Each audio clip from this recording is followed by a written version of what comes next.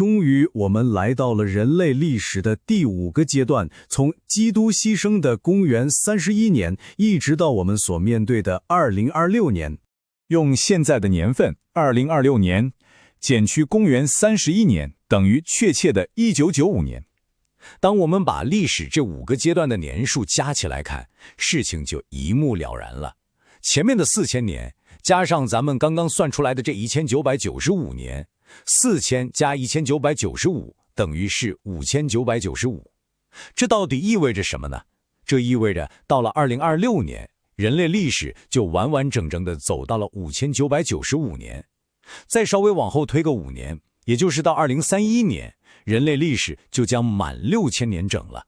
说实话，这个时间点真的已经是近在咫尺了。到2026年，人类历史有5995年，这可不是一句轻飘飘的话，它明明白白地提醒我们，期灾临近了，主必快来。同时呢，这个精准的数字也确凿地证明，那些宣称人类历史有6100多年的，或者说只有5700多年的理论，通通都是站不住脚的。面对眼前这份如此紧迫的时间表，这5995年的里程碑其实是在向我们大声疾呼，一定要赶紧预备，刻不容缓。那么为什么要以6000年为期呢？请大家仔细听彼得后书3章8节是怎么说的。亲爱的弟兄啊，有一件事你们不可忘记，就是主看一日如千年，千年如一日。神的时间法则是绝对确定，绝不改变。我们在计算历史年份的时候，这是我们绝对不能忘记的基石。神在起初仅仅用了7天时间就完成了伟大的创造之功，但对于救赎之功却要用整整7000年来完成。这恰恰印证了主看一日如千年的法则。起初的那7日其实非常明确地预表了神那长达7000年的宏大救赎计划，一切都是有条不紊的。我们再来看看神赐给以色列人的律例。利未记25章3到4节清清楚楚地记载着：6年你要耕种田地，也要修理葡萄园，收藏地的出产。第7年，地要守圣安息，就是向神守的安息，不可耕种田地，也不可修理葡萄园。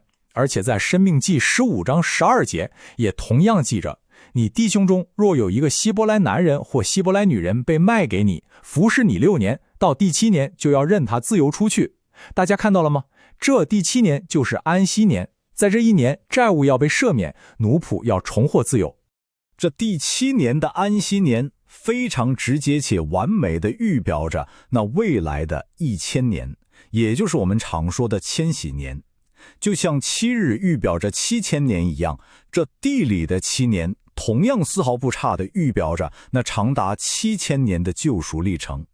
所以理顺下来，从亚当失去伊甸园直到我们最终回归伊甸园，总共就是7000年。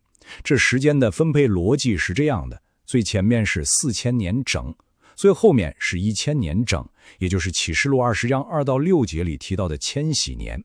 我们拿总数7000减去前面的4000，再减去后面的1000，剩下多少？刚好等于2000，这中间就是2000年。也就是说，从神的儿子耶稣牺牲直到他再次降临，正好是2000年。救赎计划的总数7000年确定了，第一段4000年确定了，第三段1000年也确定了，那剩下的第二段自然就铁定是2000年。因此，神的儿子耶稣一定会在人类历史满6000年的时候再来。神的整个救赎计划，我们可以非常清晰地分为3个阶段。历史书中用了3个掷地有声的成了，极其精准地为我们划定了这3个阶段的界限。每一次说出这句成了，都表示着一个旧阶段的结束和一个新阶段的开始。第一个阶段是4000年，公元31年，神的儿子耶稣在十字架上完成了牺牲。约翰福音19章30节记载，耶稣尝了那醋，就说成了，便低下头，将灵交给了神。此时启示录12章9到10节记载，大龙就是那古蛇，名叫魔鬼，又叫撒旦，是迷惑普天下的。他被摔在地上，他的使者也一同被摔下去。我听见在天上有大声音说，我神的救恩、能力、国度，并他基督的权柄，现在都来到了，因为那在我们神面前昼夜控告我们弟兄的，已经被摔下去了。这是第一个阶段。